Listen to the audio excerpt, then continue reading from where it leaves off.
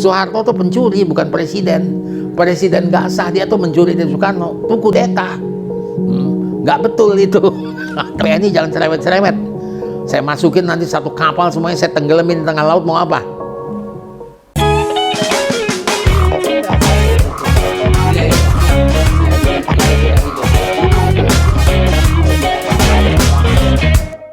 Ya, apa kabar pemirsa? Salam sehat dari saya Kang Dindan di acara Talk Show Emir Talk. Dan saya masih bersama tuan rumah di sini, Bapak Emir Muiz. Assalamualaikum Pak Emir. Waalaikumsalam. Sehat-sehat ya Pak Emir ya? Sehat, alhamdulillah. Ya, meski beliau di usianya 70-an lah, 71 ya Pak Emir. Nah, Tapi beliau masih kelihatan segar dan sehat. Jadi baru saja pulang dari luar kota nih. ya. Masih memberikan satu kontribusi pemikiran dan ya pengalaman beliau ke generasi muda lah, mengenai partai, negara dan sebagainya. Dan satu hal yang perlu kita ketahui, Pak Emir adalah dari keluarga PNI yang ikut juga mendirikan partai PDI, kemudian PDI Perjuangan. Tapi yang ingin kita bahas hari ini adalah sejauh mana Pak Emir mengenal tokoh-tokoh PNI, pikiran-pikirannya, dan apakah pikiran-pikiran mereka itu masih relevan untuk diterapkan pada generasi sekarang ini. Ya, gimana Pak Emir, tokoh-tokoh PNI, baik pendiri maupun ya bukan pendiri, katakanlah pengurus pada generasi lainnya, Pak Emir yang paling mengenal siapa?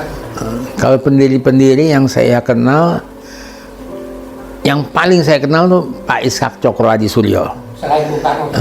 Terus ada Prof. Sunario, saya kenal juga. Bung Karno, saya sempat ketemu, itu aja. Di ulang tahun, Di ulang tahunnya Bu Sukma.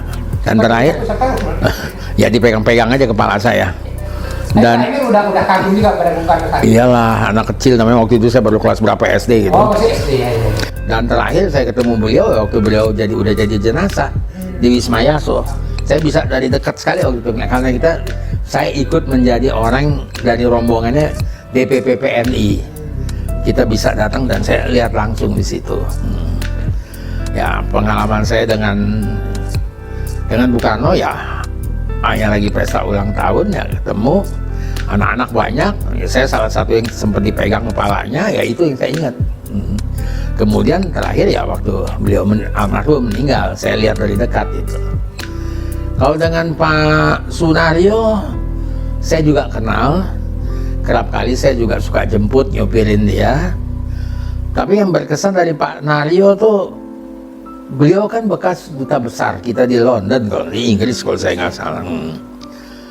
Kalau jalan-jalan ke rumah, main-main tuh seringkali beliau kalau datang sini tuh naik sepeda, ya. Pakai dasi, pakai kupiah, ini pakaian duta besar mungkin tuh. Naik sepeda nggak genjot sendiri. Tapi sepedanya yang bagus punya. Sepedanya, saya tuh kalau dia lagi parkirin sepedanya, saya tonton tuh sepeda. Sepedanya mereknya Rally, tulisannya Raleigh ya. Rally, saya masih ingat warnanya biru muda, biru warnanya. Bagus sekali sepeda itu. Rumah dia di daerah mana tuh? Rumah dia di Jalan Raden Saleh. Pak Emir di Menteng. Saya di Jalan Tuku Umar, jadi kalau naik sepeda dekat. Sampai akhir, sampai tahun 73, 74 apa, saya masih ingat,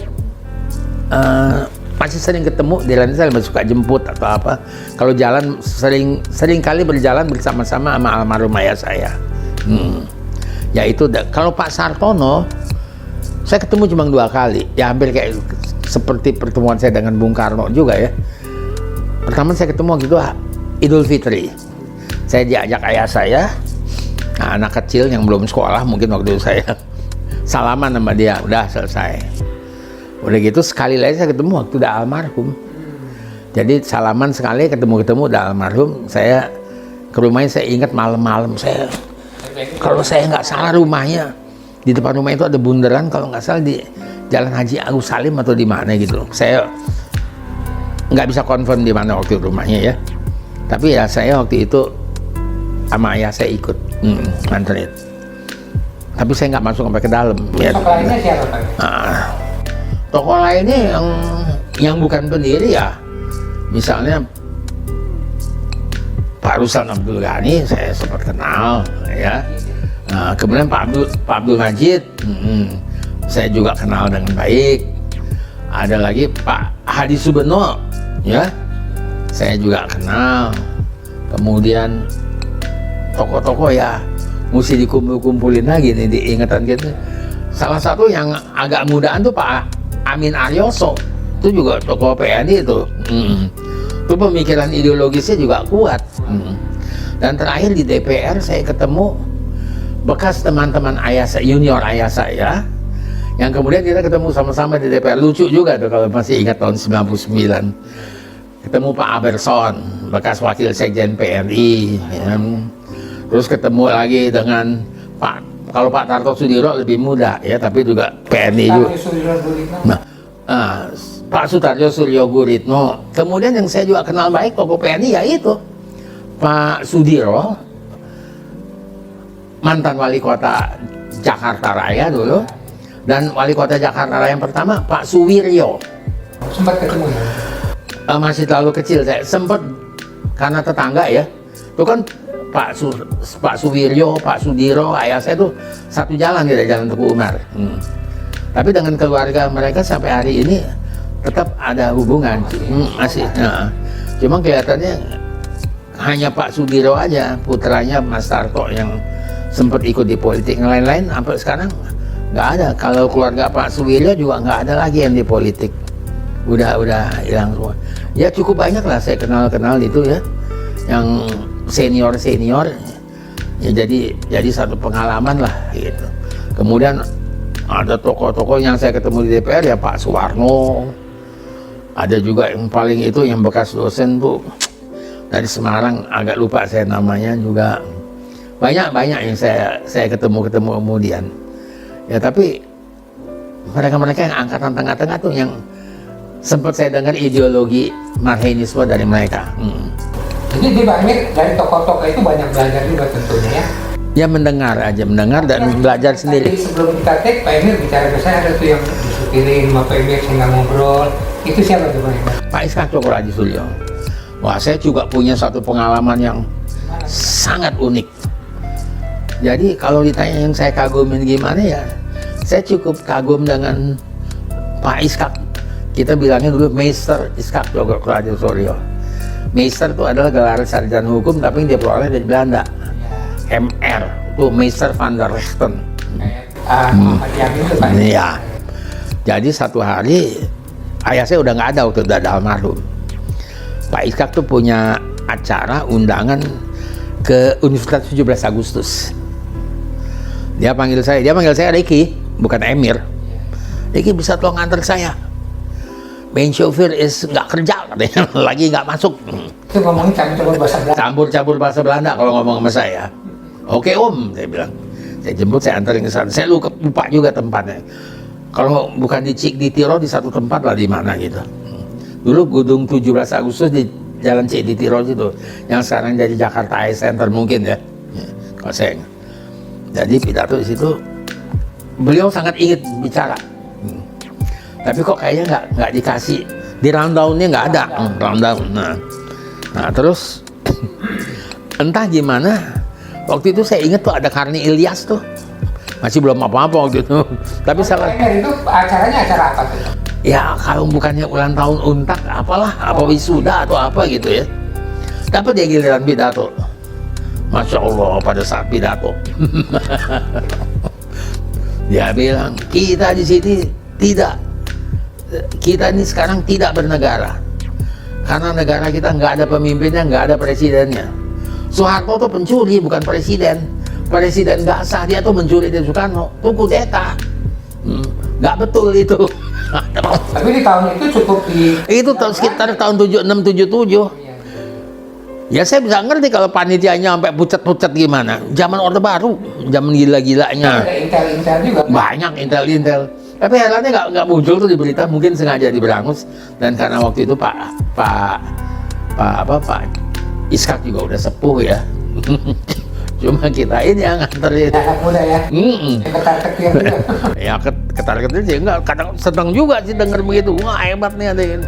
Kita kan juga dulu masih saya waktu itu udah lulus saya malah. Udah kerja juga. Nah kemudian dia ngajakin juga saya, ayo kumpulin orang-orang PNI, kita bikin gerakan anti pemerintah. Walaupun nggak usah berperang, tapi kita bikin statement. Malah Kita apa-apa mau kerja di Litsus terus zaman Orde Baru tuh kan. Sampai teman-teman saya bilang, awas jangan deket-deket, jangan deket-deket.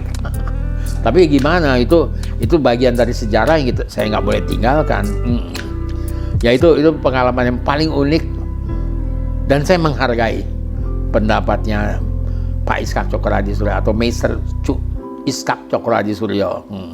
Yang sangat berkesan oleh Pak Emil, impress dalam jiwa Pak Emil itu pemikiran atau pikiran apa aja Pak Emil kira-kira yang terkait dengan mengelola partai, mengelola negara gitu.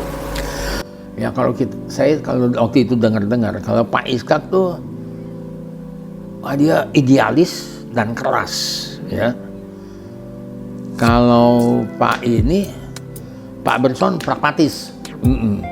Kalau Pak Emerson, Pak Isnaini ya, Pak Harjanto itu sudah generasi lebih muda, lebih tenang, lebih kalem, nggak ngalamin zaman revolusi lain lah sama yang senior.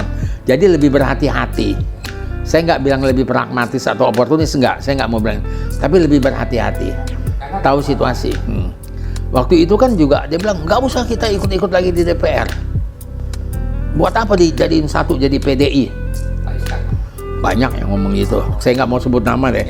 Tapi di antara tokoh-tokoh tua banyak nggak setuju dengan PDI itu. Ngapain kita campur sama IPKI lagi? Itu kan partai Nasution. Kok kita jadi satu sama mereka? Nasution itu kan yang ngerampok Soekarno. Ini yang saya dengar begitu. Saya kadang-kadang ya setengah ketawa, setengah apa ya.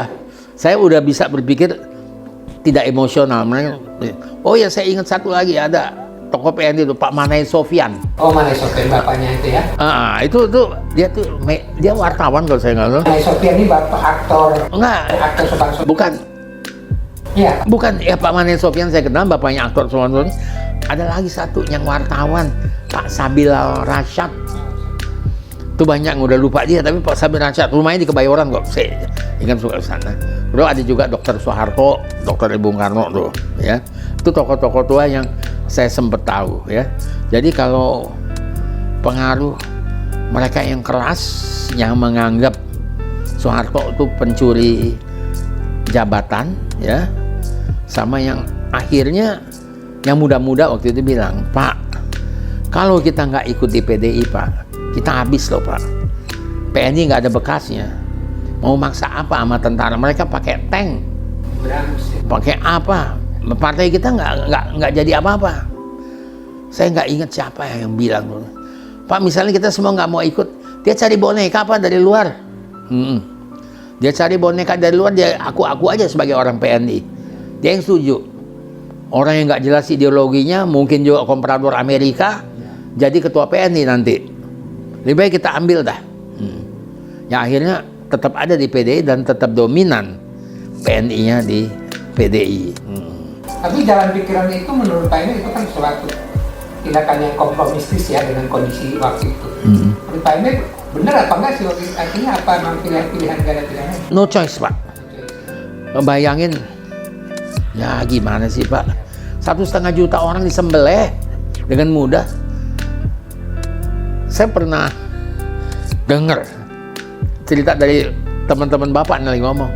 Dia bilang, si Ali Murtopo bilang, PNI jangan cerewet-cerewet. Saya masukin nanti satu kapal semuanya, saya tenggelamin di tengah laut, mau apa? Diancam. Sempet juga diancam. Ya itulah zaman Orde Baru seperti begitu. Sesuatu yang memang harus ada kompromi ya? Dilewati ya. Saya kalau ingat itu juga jadi sedih. Satu hari kita boleh bicarakan, kita bikin forecasting aja atau kita bikin simulasi akibat turunnya Soekarno, kemudian jadi Orde Baru, kemudian kita jadi bebek Amerika, jadi budak imperialis, ya. Kalau misalnya Soekarno nggak jatuh, apa yang terjadi? Itu mesti lihat. Tapi satu hal yang saya yakini sampai sekarang, yang saya bilang bullshit bener. Dengan pro Amerika katanya pembangunan kita bisa mumpuni, bisa maju. 30 tahun jalan tol yang mana sih dibangun? 32 tahun apa sih? Hutannya habis, ya, minyaknya habis. Apa yang kita dapat? Jokowi walaupun emang punya utang, Tapi semua jalan tol Sabang Merauke itu sambung, di Iriannya sambung. Jadi saya bilang nggak mesti jadi komprador Amerika. Yang Pak Jokowi bikin berdiri aja sendiri. Ada Cina sekarang, dan Cina sekarang lebih kuat dari Rusia dulu. Waktu zaman Bung Karno, Rusia nggak punya uang, sekarang Cina punya uang. Artinya dia bisa membagi untuk pinjaman negara-negara. Tapi ya itulah, sama Amerika juga mesti hati-hati. Dia punya artificial intelligence dan CIA-nya kuat banget itu. Pak Amir, kalau kita kembali ke PNI tadi, kira-kira pikiran apa yang masih relevan ya dengan untuk anak-anak muda ini supaya kita berpikiran nasional? Kita boleh bikin satu sesi khusus untuk yang muda-muda, untuk kaum milenial. Saya beruntung, saya kelahiran tahun 50-an, masih bisa mendapat jiwa marxismenya itu. Tapi yang lahir tahun 80-90-an, saya masih ya dalam keadaan sekarang ya. Saya melihat generasi milenium itu, dia nggak peduli dengan sosialisme, dia nggak peduli dengan imperialisme, dia juga tidak peduli dengan komunisme. Mereka cuekannya. Yang penting aku hidup enak. Nah, bagaimana meyakinkan mereka untuk punya satu ideologi lagi? Mungkin kalau satu saat bangsa kita ditekan, ya, dijajah lagi atau dikerjain nama asing atau gimana, mungkin bisa muncul itu. Oh, ideologi. Kalau sekarang hidupnya enak. Nah, jadi kalaupun kita mau memberikan mereka satu basis ideologi, itu mesti hati-hati, ya. Nah, jadi misalnya kita mau tekankan marxisme, paling gampang sekarang kalau kita mau bicara sosialisme atau marxisme, nomor satu ya kita anti kemiskinan. Satu. Kita anti asing, tapi bukan sembarang asing yang kita anti. Asing yang mau memanfaatkan dan mau menghisap bangsa kita. Kalau asing yang mau kerja, mau investasi sini, ya come on, datang. Supaya kita lebih cepat maju. Ini pikiran yang sekarang. Saya masih ingat tahun 70-an waktu kampanye pertama tahun 71, ayah saya tuh anti modal asing. Saya sempat juga ngomong, kita kan perlu juga, kita nggak punya modal nih. Wah, berdebat sama bapak saya. Itu lihat modal company dulu. Apa bangsa? Ya, kalau kembali yang ke sana betul memang. Jadi kita boleh anti asing untuk mereka yang mau menghisap dan menekan kita, yang mau memiskinkan kita. Tapi kalau kita bisa saling menguntungkan, kenapa enggak? Iya, jadi nah untuk generasi milenial ini, karena bagaimanapun saya yakin betul bahwa pakunya atau perekatnya Nusantara itu adalah nasionalisme. Nasionalisme di Indonesia yang paling jelas ya marxisme, ya. Ya ada yang namanya Nasdem, saya juga nggak jelas ideologi nasionalis Demokrat, kemudian ada Partai Demokrat, itu kan juga semua partai-partai nasionalis. Tapi kalau kita kan nasionalisme kita based on marxisme, ya. Kalau ngomong Pancasila semua ya udah ngomong Pancasila, jargon. Yang paling penting, Islam pun kan. Yang paling penting ya kita sekarang berorganisasi, berideologi yang membela kepentingan rakyat, yang berusaha meningkatkan kesejahteraan dan menjaga kesejahteraan rakyat, yang anti kemiskinan, ya itu, dan anti penghisapan atau manipulasi dari luar. Nah, jadi misalnya kalau luar memaksakan mau beli bahan mentah dari kita, misalnya mau nikel dalam bentuk pasir nikelnya aja, kita minta harus lewat dulu satu smelter, ya hak kita dong. Masa kamu mau dapat yang enak aja? Ya bagian kita ya Pak. Nanti negara kita udah kosong begitu, toto kita mesti beli baterai dari kamu. Kalau perlu bikin baterai di sini. Nah, tapi ini kan saya mulai curiga juga nih, Pak Jokowi mulai dimusuhin juga. Jadi hati-hati oleh kekuatan modal, kekuatan barat, kekuatan asing, kapitalis. Kan mereka memaksakan bahwa mereka boleh membeli bahan baku dari sini di G20. Maksain aja. Ya, yang kemarin itu mesti hati-hati kita menyikapi itu. Tapi kalau soal bagaimana kita menginikan milenial dengan nasionalisme, itu perlu satu pemikiran yang khusus. Ya bagusnya, saya nggak lihat partai lain, karena saya orang PDI. Di kita ada pendidikan kader, ada sekolah kader, disitulah memang. Tapi ya paku dan perekat NKRI itu nasionalisme, dan kita paling kuat karena nasionalisme kita basicnya Marainisme. Dan Marainisme itu yang bisa menggali Pancasila. Saya nggak ngeklaim ya. Nah, tapi Pancasila memang udah punya orang Indonesia. Tapi itu bisa digalinya oleh Marainis, oleh seorang Marainis, yaitu Soekarno. Nah ini yang penting, ideologi untuk menjaga NKRI tetap jaga, tetap utuh. Mungkin kalau cuma mau enak-enak makmur aja, nggak mikir apa-apa, saya takutnya kalau generasi milenial, biarin aja mau ada Indonesia, nggak ada Indonesia, pokoknya hidup kita enak. Nah, itu yang mesti dijaga. Itu udah kehilangan basicnya Bang. Nah, itu hanya bisa diatasi dengan pelajaran sejarah yang terus-menerus sejak dari SD. Bagaimana sakitnya bangsa ini akibat penjajahan. Itu, Pak. Setiap partai dia punya agen perubahan untuk bridging, untuk menjembatani. Di antaranya adalah ormas-ormas kepemudaan. Jauh ini Bang ini melihat ormas kepemudaan itu seperti apa? Artinya untuk melanjutkan pemikiran antara generasi tua ke generasi milenial. Kan ini kepemudaan itu kan ukurannya sekarang 40, 50 masih disebut pemuda lah. Itu gimana Pak? Saya ngeliat kalau generasi milenial mah dia tertariknya sama ini sama gadget, nggak tertarik suruh berorganisasi. Saya khawatirnya itu ya, karena saya lihat organisasi massa juga banyaknya juga yang kacau ya. Termasuk barusan saya, Kalau game ini gimana Pak? yang barusan rame tuh juga datang ke saya ngadu tuh Gerakan Pemuda Marainis GPM. Oh GPM. Tiba-tiba pengurusnya mencalonkan Lanyala menjadi presiden. Lihat lagi, wah nih pragmatis urusannya nih. Yang senior berontak, waduh, wah jadi ribut. Ini internal loh, GPM. Saya bagaimana ini, ya? Ya kalau anak milenial melihat begitu, jijik dong dia. Dia mungkin nggak ngomong, cuma dia jijik, dia tuh jadi nggak mau. Nah itu merugikan sebetulnya. Jadi kalau kita yang mau berorganisasi, antipati. Bukan antipati, jijik lah ngelihatnya. Ini apa nih, mau cari uang, mau cari apa?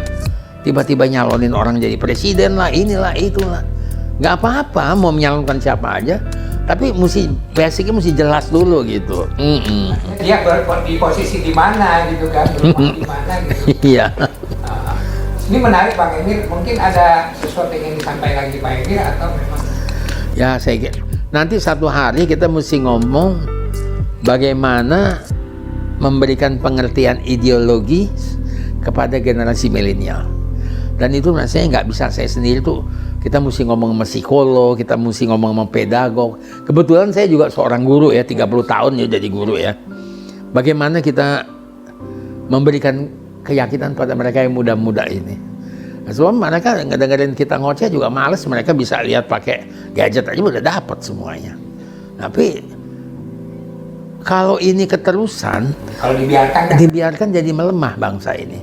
Tidak punya satu bangsa kuat kalau dia punya satu ikatan kebersamaan, yaitu ikatan ideologis. Ini yang memang mesti kita waspadai. Terima kasih Bang Emir. Terima kasih kembali atas pencerahan mengenai PNI juga generasi milenial, bagaimana melihat PNI, paling tidak sedikit ada gambaran dari Bang Emir. Mungkin lain kali kita bisa bicara PNI dan generasi milenial. Bagaimana kita bisa masukkan ini ke mereka. Oke. Makasih Bang Emir. Ya, terima kasih kembali. Sekian obrolan kita tadi dengan sosok Bapak Emir Muiz, senior dari Partai PDI Perjuangan. Sampai jumpa lagi, semoga ini bermanfaat bagi kita semua. Wassalam.